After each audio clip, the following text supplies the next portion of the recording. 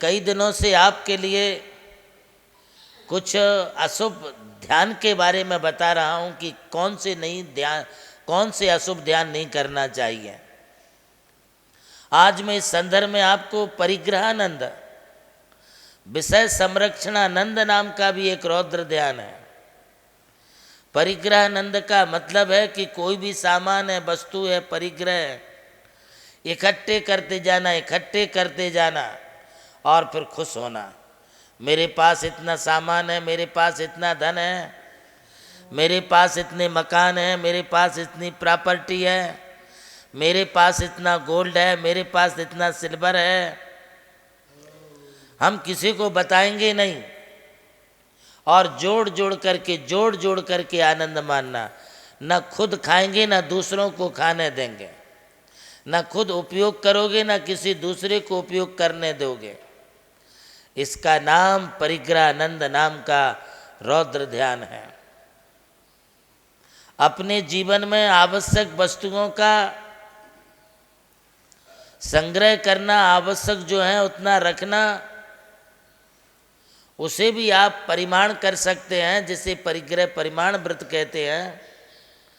आवश्यकता के अनुसार वस्तुओं को रखना ये तुम्हारे लिए कोई पाप का कारण नहीं है, किंतु इच्छाओं के अनुसार वस्तुओं को जोड़ना।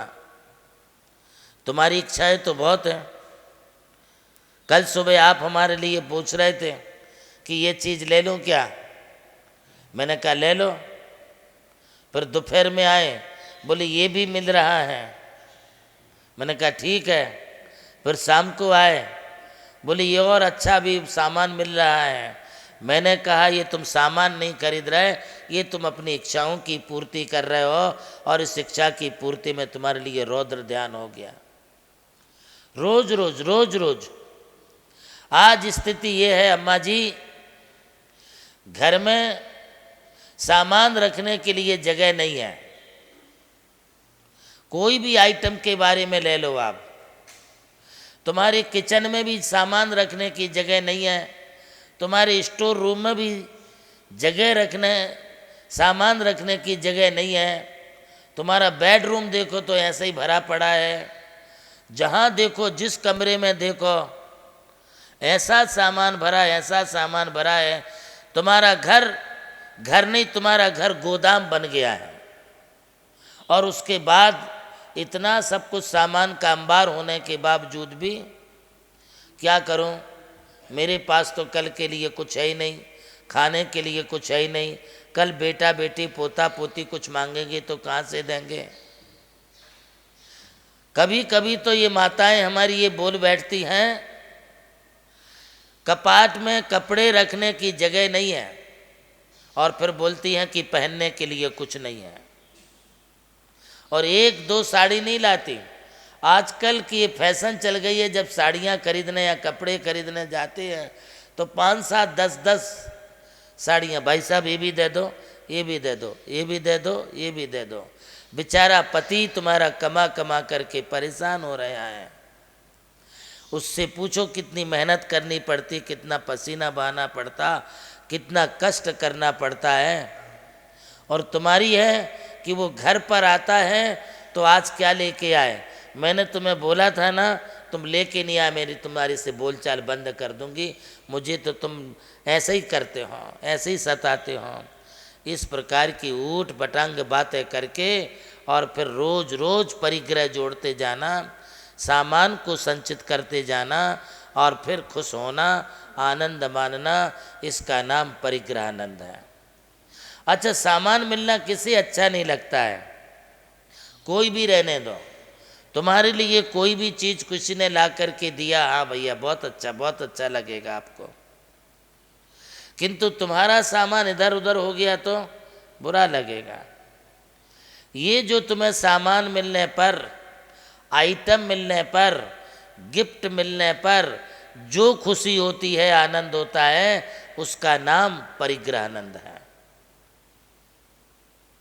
तो फिर क्या करना, आप बोल सकते भाई साहब इसकी क्या जरूरत है, हमारा तुम्हारा प्रेम बना है, इतना काफ़ी है।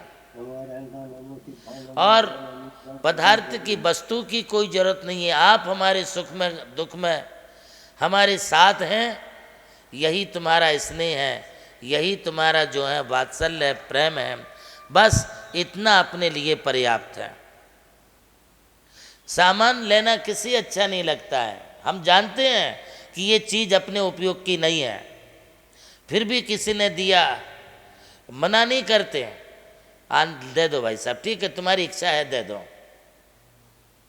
कोई भी चीज़ है, मान लीजिए लिखने की कलम है, 1 है 2 है 4 है, इतनी बहुत है, किंतु अपने पास 10 15 20 25 कलम पड़ी रहेगी, फिर भी आप इकट्ठे करते हैं।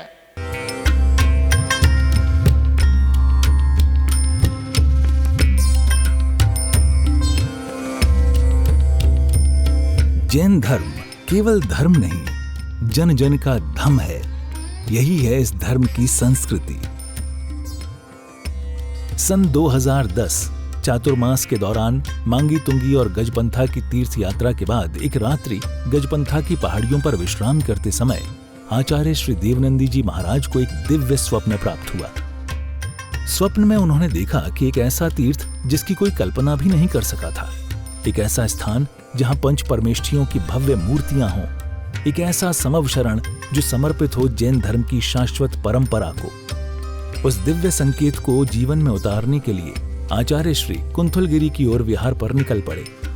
वहां एक श्रद्धालु ने अपनी भूमि पूज्य गुरुदेव को समर्पित की और यहीं से आरंभ हुई मुंबई आगरा हाईवे NH3 स्थित णमोकार तीर्थ के निर्माण की महायात्रा।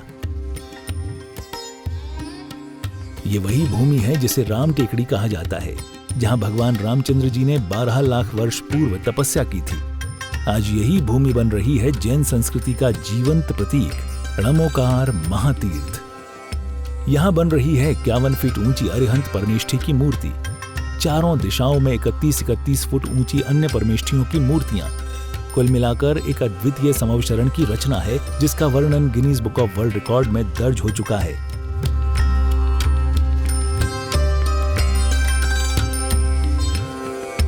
इस भव्य मंदिर जी में स्थापित किए जा रहे हैं 24 तीर्थंकरों के 24 मंदिर, पंचमेरु, नंदीश्वर द्वीप, नवदेवता और 64 रिद्धि मंदिर, सप्तऋषि मंदिर और गोमटेश्वर बाहुबली, संमेद शिखर जी की झलक और क्षेत्रपाल मंदिर।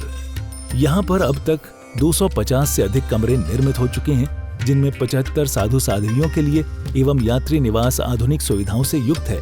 AC रूम, भोजनशाला, कैंटीन और विशाल गुरु मंदिर। णमोकार तीर्थ का भूमि पूजन 8 फरवरी 2014 को संपन्न किया गया था और आज लगभग 10 लाख स्क्वायर फीट से अधिक निर्माण पूर्ण हो चुका है और अब यह दिव्य तीर्थ अपने चरम आयोजन की ओर अग्रसर है। 2026 में जिन शासन के वरिष्ठतम आचार्य परम पूज्य साधना सम्राट गणाधिपति गणधराचार्य श्री कुंथु सागर जी महाराज के सानिध्य में एवं परम पूज्य प्रज्ञा श्रवण सारस्वताचार्य श्री देवनंदी जी महाराज की प्रेरणा एवं निर्देशन में 400 से अधिक साधुओं की उपस्थिति में आगामी 6 से 13 फरवरी 2026 में णमोकार तीर्थ का भव्याति भव्य अंतर्राष्ट्रीय पंचकल्याणक प्रतिष्ठा एवं महामस्तकाभिषेक महोत्सव का आयोजन होने जा रहा है। खुल रहा है पुण्य का द्वार, जो करेगा भव पार।